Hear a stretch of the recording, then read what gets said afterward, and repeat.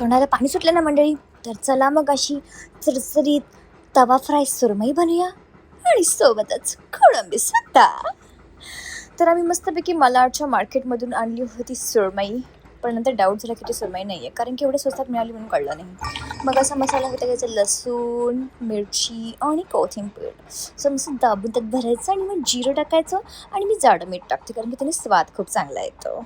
असं वाटून घ्यायचं, मग असं टाकायचं, भरपूर टाकायचं. तिखट करणाऱ्या मंडळीसाठी तर हे खूपच चांगलं आहे.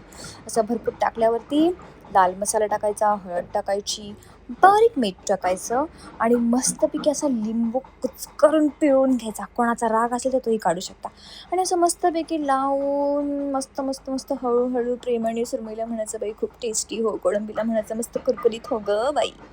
आणि मस्तपैकी तिला मसाला लावून घेतल्यावरती लाल पिवळा हिरवा सगळा मासा करून टाकला. त्याला वरचं कोटिंग करण्यासाठी रवा घ्यायचा, थोडंसं तांदळाचं पीठ घ्यायचं, त्याच्यामध्ये लाल तिखट टाकायचं, हळद टाकायची आणि थोडंसं मीठ टाकायचं, बारीक टाकायचं का इथे जाडं नाही टाकायचं. आणि मस्तपैकी त्याला मिक्स करून घ्यायचं. तव्यावरती गॅसवरती तवा ठेवायचा, मग तेल टाकायचं आणि असा मस्तपैकी सुरमईला पाठून पुढे रवा लावून घ्यायचा, म्हणजे ती कशी कुरकुरीत होईल की नाही. आणि मग असंच तिला मस्तपैकी सगळ्या मसाले लावून तिला फ्राय करून घ्यायचं आणि मध्ये मध्ये असा स्वॅगही करायचा.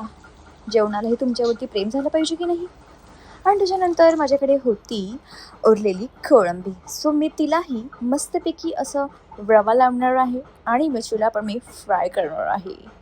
मस्त तिचं एक एक टाकलं, एक एक टाकलं, एक एक टाकलं, टाकलं. अहो, बघूनच तोंडाला पाणी सुटलंय. आयुष्यात फक्त मला ही एक किरकिर आवडते, कशी किरकिर किरकिर किरकिर वाजते बघा. खूप अप्रतिम असं हे मच्छीचं माझ्यावरती प्रेम आहे हा मंडळी. नंतर अशी बघा तुमची सुरमई तयार होते मस्त कुरकुरीत आणि मग असं आयतं खायला ते नवऱ्याला.